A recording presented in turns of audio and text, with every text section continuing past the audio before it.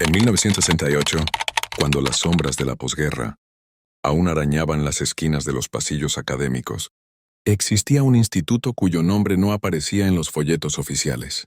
Allí, detrás de puertas gruesas y códigos escritos a mano en libretas amarillentas, se llevó a cabo lo que los hombres, conscientes, llamaron un experimento y las paredes, más tarde llamaron un clamor. Lo llamaron Proyecto Espectro. No fue un proyecto de turbias intenciones políticas, ni un plan de dominio militar. Al menos, esa era la versión que se susurraba. En voz alta se decía que buscaban cartografiar la periferia de la conciencia humana. Los huecos, los hemisferios donde los recuerdos se deshilachaban, los instantes en que el yo se tornaba permeable. Pero los recordatorios oficiales y las libretas con membretes no hablaban de los ruidos que empezaron a surgir en los corredores, ni de las noches en que los instrumentos parecía que escuchaban algo más que latidos.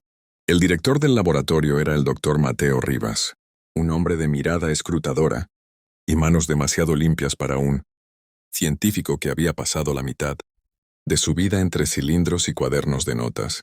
Rivas creía que la mente humana tenía fisuras que podían alinearse, sintonizarse como radios antiguas hasta que una señal tenue apareciera en la estática, una frecuencia que permitiría entender no solo el recuerdo, sino la forma en que el recuerdo elegía nacer.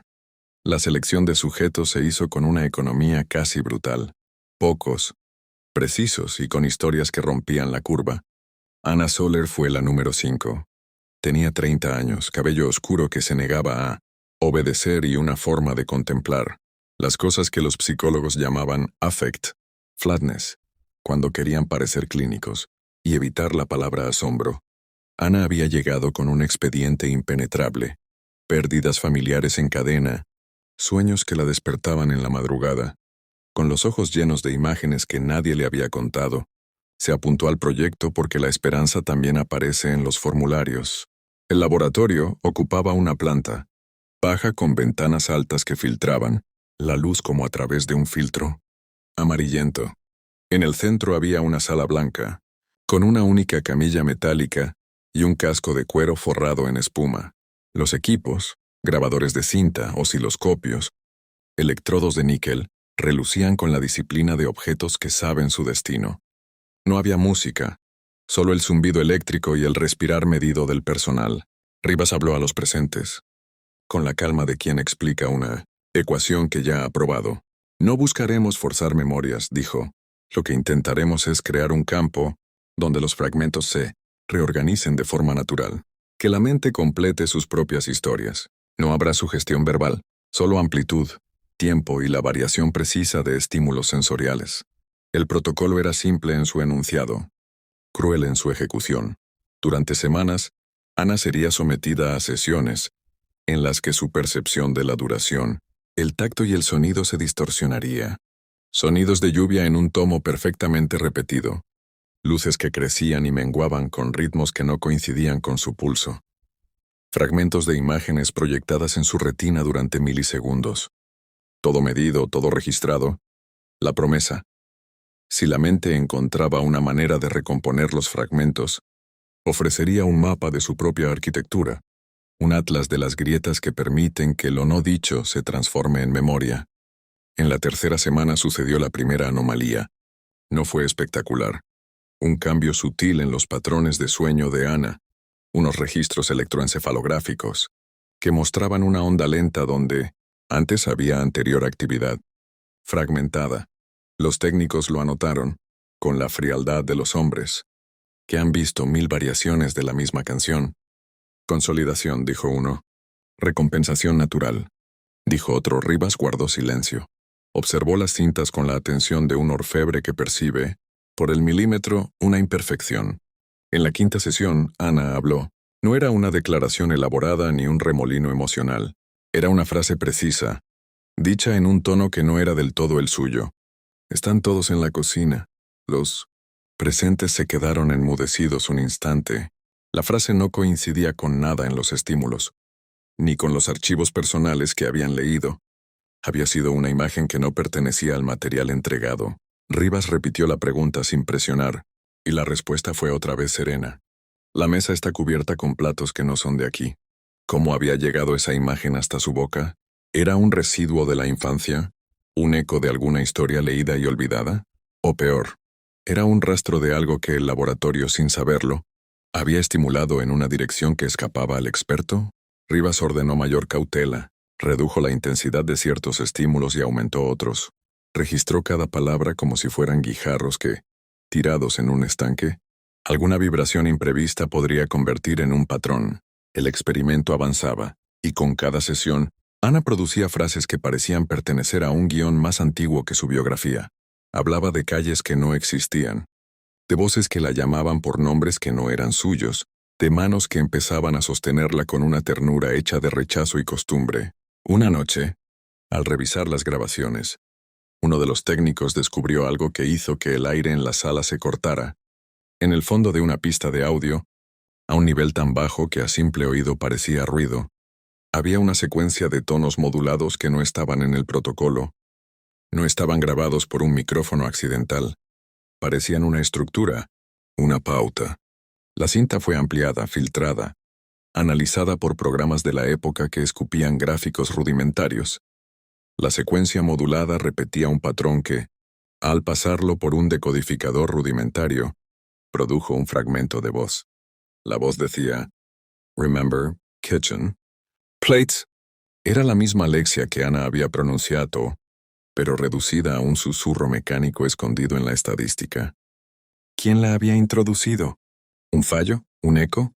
Alguien sugirió que tal vez un micrófono. Del otro lado del vidrio había captado una conversación en un pasillo, una frase fugaz y sin importancia. Otros miraron al doctor Rivas con una mezcla de acusación y miedo. Rivas, que no gustaba de gestos, exhaló un humo imaginario y pidió silencio. Las cintas estaban bajo un protocolo de custodia. Nada podía haber sido introducido sin que él lo supiera. A partir de ese instante, el experimento dejó de ser un mapa científico y empezó a ser una arqueología de lo incierto. Se revisaron cintas anteriores, se inspeccionaron carretes, se volvieron a calibrar generadores, y emergió algo que nadie esperaba. La frecuencia oculta no estaba en todas las cintas, pero sí aparecía en las sesiones, de Ana con una regularidad que desobedecía cualquier explicación mecánica convencional. Cuando se aislaba la pista y se reproducía, la voz era apenas un eco. Pero cuando la reproducían a velocidad lenta y la envolvían con un campo magnético suave, la voz parecía ganar presencia, situarse, como si al bajar la velocidad se permitiera a la señal respirar. Rivas hizo lo que cualquier científico en su lugar haría. Transformó la sospecha en protocolo. Se colocaron micrófonos en todos los rincones. Se introdujeron testigos inesperados en las sesiones. Y se pidió a Ana que narrase sin estímulos externos lo que veía en su interior. Ana, que parecía moverse en una capa paralela del tiempo, comenzó a contar una historia completa. Habló de una cocina verde con ventanas empañadas y una mujer que lavaba platos en silencio. Habló de una niña que escondía una fotografía bajo la tabla de cortar. Una fotografía de unas manos que no eran las suyas. Habló de una voz que venía de la radio, una que decía nombres en un idioma que Ana no conocía, pero que podía repetir. Cada fragmento encajaba con otra parte de la sesión anterior. Las frases que al principio parecían aleatorias eran, en realidad, eslabones de una cadena. Era como si, en alguna pliegue de su experiencia, Ana hubiese encontrado un relato enterrado y lo hubiese vuelto a poner en pie. Pero no era un relato de su vida, o al menos no enteramente. Contenía nombres que no aparecían en sus papeles, objetos que no figuraban en su infancia, fechas que no coincidían. Rivas empezó a preguntarse si, en su intento por abrir las fisuras, habían activado algo que no pertenecía a un único sujeto, una memoria colectiva, un archivo compartido o algo peor, una resonancia que atravesaba múltiples mentes. A la par que la historia crecía, el equipo comenzó a experimentar efectos colaterales sutiles pero persistentes. Uno de los técnicos empezó a soñar con la misma cocina, verde y un sonido de lluvia que nunca aparecía en los registros del laboratorio. Otra investigadora, famosa por su escepticismo, comenzó a escribir frases en su cuaderno que no recordaba haber escrito. Pequeñas coincidencias, burlas del azar, dijo Rivas. Las coincidencias persistieron. La prensa nunca supo de esto porque el instituto tenía acuerdos y silencios. Esas formas de complicidad que la burocracia aprende para sobrevivir. Pero una noche, una ráfaga de escándalo latente cruzó el laboratorio. Ana, tras una sesión extensa, se negó a abandonar la sala. Sus ojos enrojecidos parecían ver una profundidad que en la habitación no existía. Pronunció una sola frase que abrió un hueco de hielo en la garganta de quienes la escuchaban. No es solo mi memoria. Es una casa con muchas habitaciones. Y alguien ha estado moviendo las puertas. La frase fue tomada con alarma. Rivas, que durante meses había buscado la prueba de que la mente pudiera recomponer su pasado, enfrentó la posibilidad de que habían tocado algo que no respetaba los límites individuales. Se reescribieron protocolos para incluir contención. Se hicieron sesiones de desconexión sensorial para anular la supuesta resonancia. Y sin embargo, cada intento por silenciar la pauta solo la hacía más densa. Como si la resistencia fuera un fertilizante. Una noche, una lluvia fina golpeaba las ventanas del instituto. Ana estaba sola en la sala de observación, mientras el personal, fatigado, trabajaba en otras tareas. Rivas decidió no entrar, pero se quedó afuera, escuchando la respiración que venía por los micrófonos. La grabación captó a las 3:26 de la madrugada una serie de palabras que no estaban en ninguno de los protocolos. Era un monólogo que no tenía la cadencia de los estímulos controlados. Era íntimo, y a la vez parecía estar dirigido a alguien más allá de la habitación. Si todo se repite, decía la voz en la cinta, entonces la memoria es un habitante que no se rinde. Toma la mesa, toma los platos y aprende a esperar. Rivas sintió en ese instante una mezcla de triunfo y vértigo. El experimento había revelado algo, una estructura, un patrón que se manifestaba en voces, recuerdos y sueños, pero la sensación de descubrimiento estaba contaminada por un asco primario.